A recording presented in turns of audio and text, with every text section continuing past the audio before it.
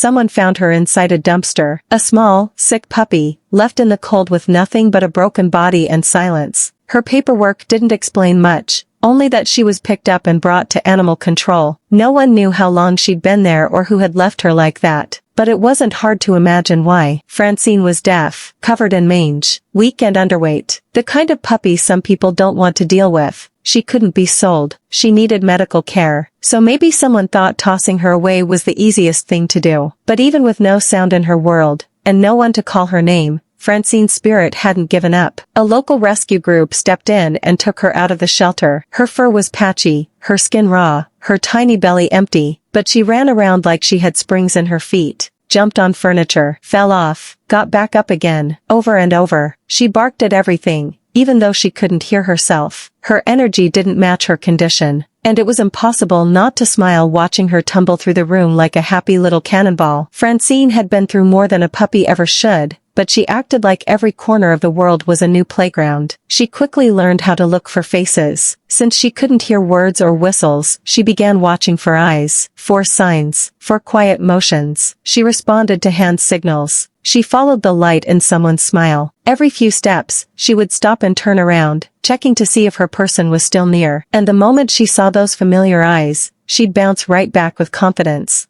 Deaf dogs need a little more attention, a little more patience, and a lot of reassurance. But Francine gave back 10 times what she needed. Her eyes became her ears, and her heart became her guide. At first, her body was still healing. She was malnourished and needed far more food than a normal puppy her age. Her immune system was weak. She had a fungal and bacterial skin infection, but she didn't slow down. She played. She barked in a dozen different tones, each one meaning something different. A high-pitched one for hunger, a whiny one for boredom, a sharp one for attention. She had so much to say, even if no one else could hear it the way she did. Every time she threw herself across the room or launched off the couch, it was clear, she wasn't broken, she was just different. She didn't need pity, she needed someone to see her for who she was. A dog with a loud heart in a quiet world. And somehow, she always knew when she was being watched. If eyes met hers, she lit up. Her tail wagged so hard her whole body shook. Some days, she'd fall asleep on the floor and wouldn't notice the door open or close. She couldn't hear footsteps. But the moment she spotted her person again, everything in her lit up.